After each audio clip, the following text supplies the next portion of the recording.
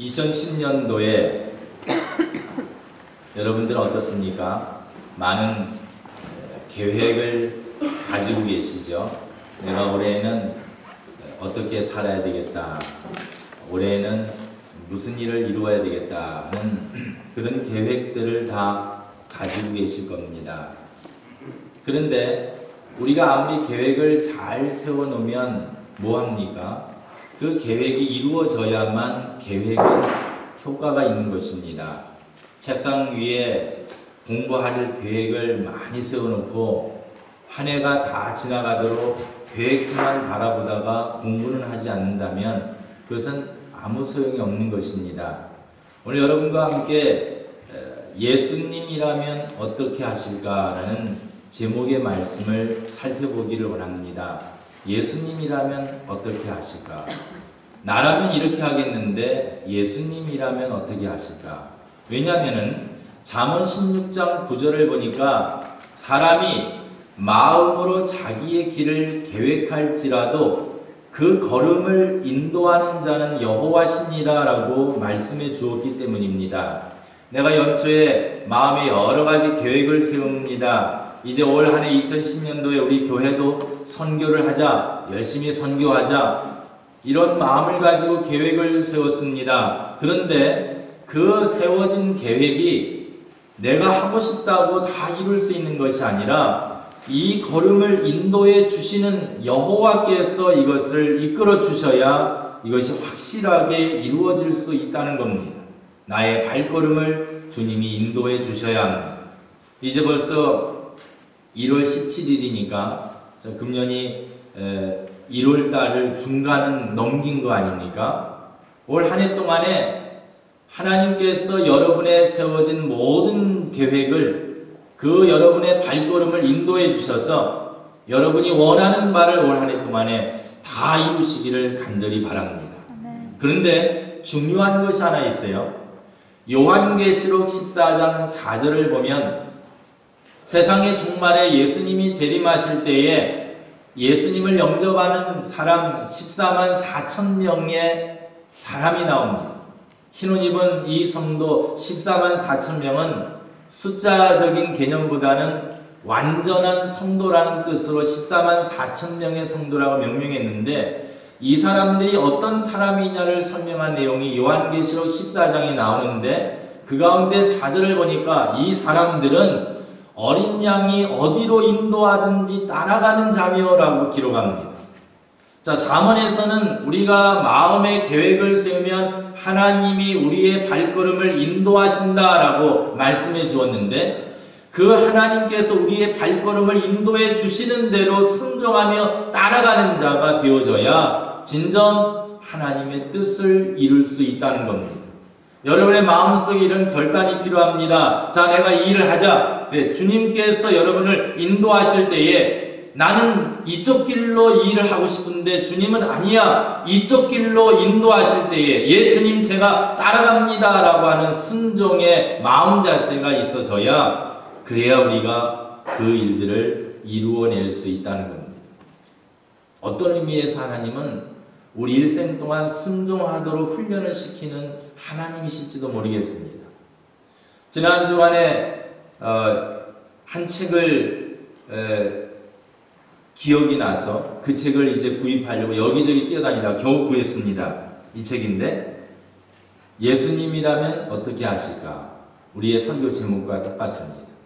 이 책이 보기는 이래도요, 이 내용이 114년 전에 쓰여진 내용입니다. 114년. 여러분 주보 2페이지와 3페이지를 한번 보시면 제가 컬럼에 이 책의 내용을 소개를 해드렸습니다. 찰스 셸던이라고 하는 목사님이 토요일날 열심히 설교 준비를 하고 계시는데 어떤 한 젊은 사람이 목사님 댁에 찾아온 겁니다. 자세히 내용을 들어보니까 실업자가 되신 분이에요. 실업자가 되어서 아내와 자녀들과 헤어져서 지금 자기가 돈을 벌어야 가족들을 먹여 살려야 되는 긴박한 상황인데 도저히 취직을 할 가망이 없는 겁니다. 그래서 목사님 좀 도와주십시오라고 온 겁니다. 근데 때마침 이 목사님이 설교 준비를 하는데 너무 신경이 곤두서서 설교 준비를 제대로 할 수 없는 상황이라 이분에게 다음에 오십시오. 오늘은 내가 설교 준비에 바쁩니다라고 거절하고 돌려보냈습니다. 그리고 설교 준비를 잘 하셨어요. 그리고 주일날 돼서 설교를 했어요. 그런데 설교를 마칠 때에 바로 그분이 교회의 예배당에 들어오신 겁니다. 들어오셔서 이 앞에서 자기의 처지를 하소연을 하고 그 자리에서 쓰러집니다. 그리고 목사님이 그분을 안고 목사님 사택으로 옮겼는데 그분이 돌아가셨어요. 이때 쉘던 목사님이 자기 자신에게 질문을 합니다. 내가 과연 토요일 오후에 설교 준비를 한 것이 옳은 일이었는가? 아니면 그 설교 준비를 중단하고 이 사람을 도와주는 것이 옳은 일이었을까? 이것을 아주 심각하게 고민합니다. 그러다가 예수님이라면 어떻게 하셨을까? 여기에 대한 질문을 자기 자신에게 던지며 그 다음 주일날 죽은 고인이 된 그분에 대한 소개를 하면서 우리 교회가 1년 동안 하나님 앞에 서약을 합시다 라고 제안을 합니다. 여러분이 직장에서나 가정에서나 누구를 만날 때에 어떤 결정을 해야 할 때에 예수님이라면 어떻게 하실까를 먼저 물어보고 그리고 기도한 다음에 확신이 서는 쪽으로 일하기로 결정하기로 하나님 앞에 서약합시다 하고 서약을 합니다. 그리고 모든 교인들이 그 일을 1년 동안 서약대로 실천하려고 애를 씁니다. 한 데일리 신문 사장은 자신의 신문 그 모든 기사의 내용을 과연 예수님이라면 어떻게 하실까로 방향을 바꾸는데 신문사가 부도의 위기에 처합니다. 그때에 모든 사람들이 비난하고 할 때에 어떤 독지가가 등장을 해서 그 신문사에 기증을 하게 되고 투자를 하게 되고 다시 신문사가 크리스찬 신문으로 거듭나는 이런 일화가 나와 있습니다. 그래서 성도들의 모든 상황에 대해서 기록한 그런 내용들이 있는데 제가 25년 전에 이 책을 읽었었습니다. 그래서 한국에 이 책을 우리 부목사님하고 전사님들에게 제가 가끔 책들을 나눠주고 오는 바람에 여기 와서 새로 구입을 했는데 다 읽었습니다. 그래서 여러분들에게 이 책을 또 읽기를 권합니다. 제가 오늘 이 책을 드릴 텐데 누가 먼저 한번 읽으실까요? 읽고 싶은 분. 신미경 기사님 제일 빨랐네. 신미경 기사님에게 그 다음 읽으실 분은 신청을 하십시오. 근데 이 앞전에 제가 책을 3권 드렸는데 그게 다 어디 갔는지 모르겠어요. 자수하십시오. 갖다가 좀 반납하시기 바랍니다. 오늘 신미경 기사님 갖고 와서 잘 읽으시고 그 다음 읽을 분은 신미경 기사님에게 연락을 하셔서 이 책을 꼭 읽으시기 바랍니다. 예수님이라면 어떻게 하셨을까? 라면 좋아하잖아요. 라면. 그래서 예수라면을 여러분이 한번 소개해드리려고 합니다. 예수라면. 참 라면 엄청 좋아해요.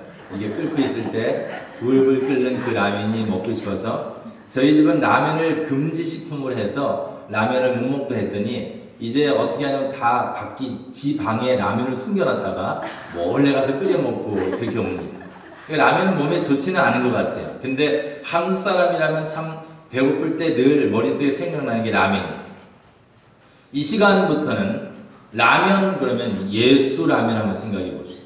진라면 신라면이 아니라 예수 라면을 한번 생각해 보십시오. 예수님이라면 어떻게 하셨을까? 예수님은 어떤 분입니까? 빌립보서 2장 6절 8절을 보니까 그는 근본 하나님의 본체시나 사람의 모양으로 나타나셨음에 자기를 낮추시고 죽기까지 복종하신 분이라고 소개해 줍니다. 예수님은 죽기까지 복종하셨습니다. 무엇을 위해서? 십자가에 죽기 위해서.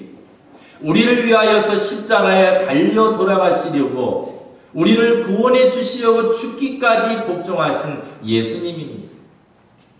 예수님이라면 어떻게 하셨을까를 우리가 생각해 보려면 예수님이 왜 죽기까지 복종하셨는가를 볼 수 있어야 합니다. 바로 그 예수님이 오늘 본문 1절을 보니까 예수께서 디베랴 바다에서 제자들에게 자기를 나타내셨으니 라고 성경은 말씀해 줍니다. 제자들에게 나타나셔서 보여주셨어요. 하나님이시면서도 인간의 몸으로 오셨다가 십자가를 지고 돌아가신 예수님이 부활하셔서 제자들에게 나타나셨어요.